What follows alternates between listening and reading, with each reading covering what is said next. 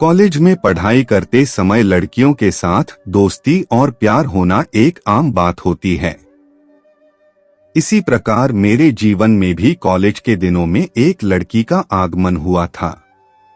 आप सभी अच्छी तरह से जानते हैं कि कॉलेज में पढ़ाई करने वाले लड़के लड़कियों की तरफ ज्यादा आकर्षित रहते हैं।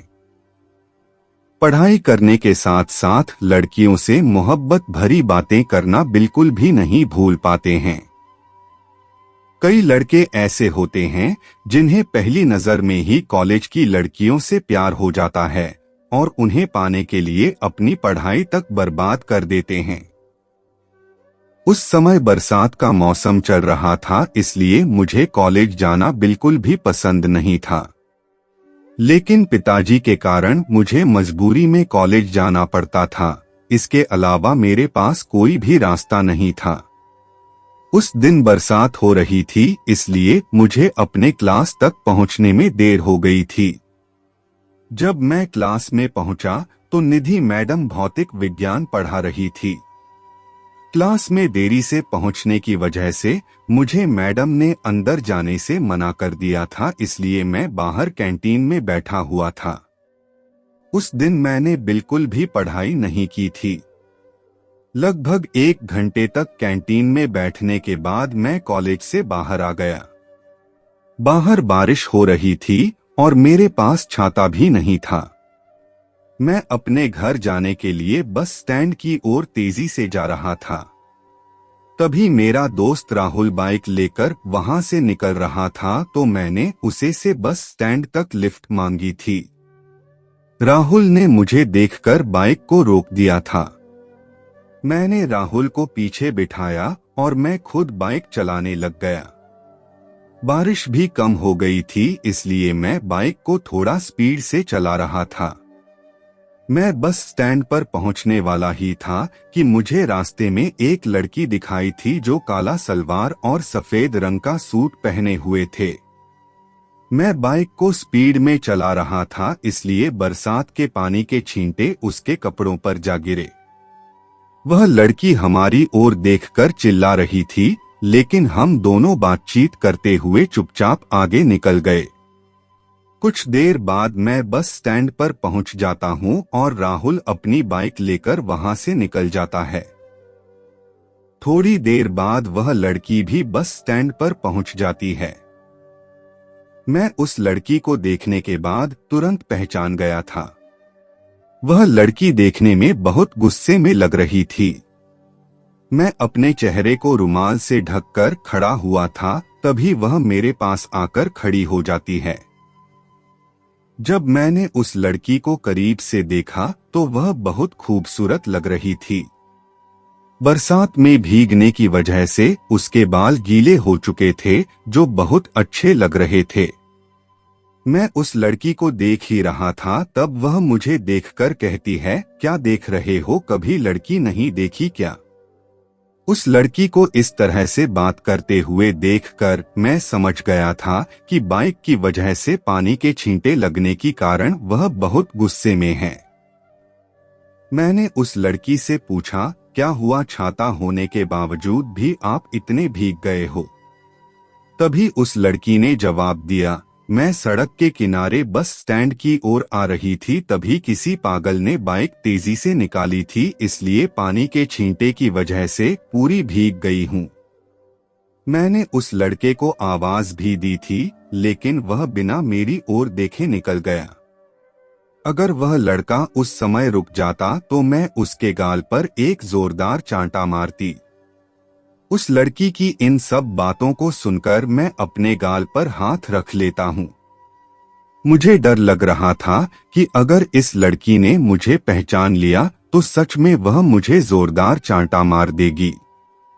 तभी मैंने उस लड़की से कहा, लड़के ऐसे ही होते हैं, जहां लड़की देखी वहां अपना प्यार दिखाना शुरू कर देते हैं।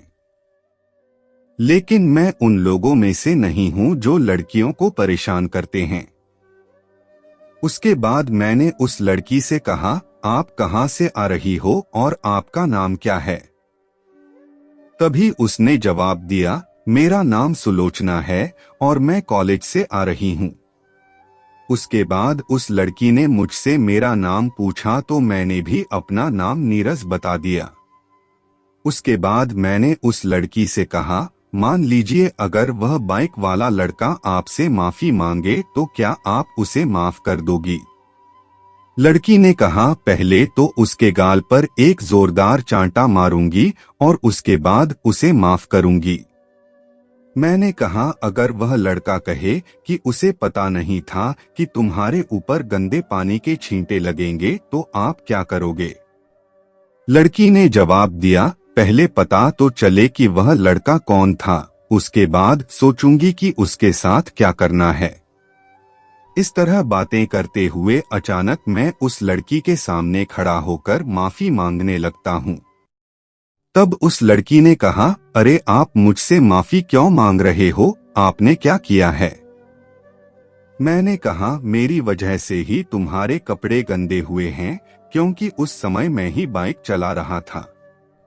लड़की ने कहा, परंतु आपके पास बाइक तो नहीं है। मैंने जवाब दिया, उस समय मैं अपने दोस्त की बाइक से बस स्टैंड की ओर आ रहा था। इतना सुनने के बाद वह लड़की चुपचाप खड़ी रहती है। मैंने कहा, सुलोचना प्लीज मुझे माफ कर दो, मैं आगे से कभी भी ऐसा नहीं करूंगा। बहुत देर तक रिक्वेस्ट करने के बाद वह लड़की मुझे माफ कर देती है। मुझे इस तरह से बातें करते हुए देखकर वह लड़की मुझे अपना दोस्त बना लेती है। कुछ देर उस लड़की से बातें करने के बाद बस आ जाती है। मैं उस लड़की को बाय बोलने के बाद बस में बैठकर घर के लिए रवाना हो जाता हूँ। घर पहुंचने के बाद मैं सिर्फ उस लड़की के बारे में ही सोच रहा था। उसके मुस्कुराते हुए होंठ बार बार मेरी नजरों के सामने आ जाते थे। उसकी आंखों पर लगा हुआ काजल और माथे पर लगी लाल बिंदी मुझे बार बार उस लड़की से मिलने के लिए उत्सुक कर रही थी। अगले दिन मैं जल्दी तैयार होकर कॉलेज के लिए निकल जाता हूँ। मैं बस स्टैंड पर खड़ा होकर उस लड़की के आने का इंतजार करने लगता हूँ, लेकिन मेरी बस आने तक वह स्टैंड पर नहीं आई थी। कॉलेज पहुंचने के बाद बार बार उस लड़की का चेहरा मेरे सामने आ रहा था। सच कहूं तो उस समय मेरा पढ़ाई करने का बिल्कुल भी मन नहीं कर रहा था। मैं अपनी पढ़ाई खत्म करके जैसे ही कॉलेज से बाहर निकला तो वह लड़की मुझे दिखाई दी। मैं दौड़ते हुए उस लड़की के पास गया और बोला, मुझे बिल्कुल भी पता नहीं था कि आप मेरे ही कॉलेज में पढ़ाई करते हो। लड़की ने जवाब, क्या आप इसी कॉलेज में पढ़ाई करते हो? मैंने कहा, हाँ, लेकिन पहले मैंने कभी आपको इस कॉलेज में नहीं देखा था। उस समय हम दोनों एक दूसरे से बातचीत करते हुए बस स्टैंड की ओर आ रहे थे। मैं यह जानकर बहुत खुश हो रहा था कि वह लड़की मेरे ही कॉलेज में पढ़ाई करती है। तभी सुलोचना अचानक मुझसे मेरा मोबाइल नंबर मांग लेती हैं। मुझसे रहा नहीं गया और मैं उसे अपना मोबाइल नंबर दे देता हूं। उस समय हम दोनों सिर्फ अच्छे दोस्त थे। मोबाइल नंबर देने के बाद मेरे और सुलोचना के बीच कभी व्हाट्सएप तो कभी सीधे मैसेज के जरिए बातचीत होती रहती थी। हम दोनों को मिले हुए लगभग 2 माह बीत चुके थे। धीरे धीरे मुलाकात बढ़ती गई और हम दोनों के बीच प्यार हो गया। उस समय मैं बा फर्स्ट ईयर में पढ़ाई करता था और सुलोचना बा सेकंड ईयर में पढ़ाई कर रही थी। कॉलेज में भी हम दोनों बिना डरे एक दूसरे से मिलते रहते थे। लेकिन दुख की बात यह रही कि मेरा और सुलोचना का प्यार कॉलेज खत्म होने तक ही चला था। कॉलेज खत्म होने के बाद मुझे आगे की पढ़ाई करने के लिए दूसरे शहर जाना पड़ा। दूसरे शहर में रहकर पढ़ाई करने की वजह से सुलोचना भी मुझसे धीरे धीरे दूर हो चुकी थी। मुझे मेरे दोस्तों ने बताया था कि मुझसे बिछड़ने के बाद सुलोचना किसी दूसरे लड़के से प्यार करने लग गई थी। उस दिन मुझे अपने आप पर बहुत गुस्सा आया था, लेकिन पारिवारिक स्थिति को संभालने के लिए पढ़ाई करना मेरे लिए बहुत जरूरी था। अगर मैं सुलोचना को छोड़कर नहीं जाता तो वह मेरे अलावा किसी और से प्यार नहीं करती। कॉलेज से बिछड़ने के बाद एक दिन सुलोचना ने मुझे कॉल करके बताया कि उसकी शादी तय कर दी गई है। उसकी शादी की बात सुनकर मुझे बहुत दुख हुआ था, लेकिन उस समय मेरे और सुलोचना के बीच प्यार पूरी तरह से खत्म हो चुका था।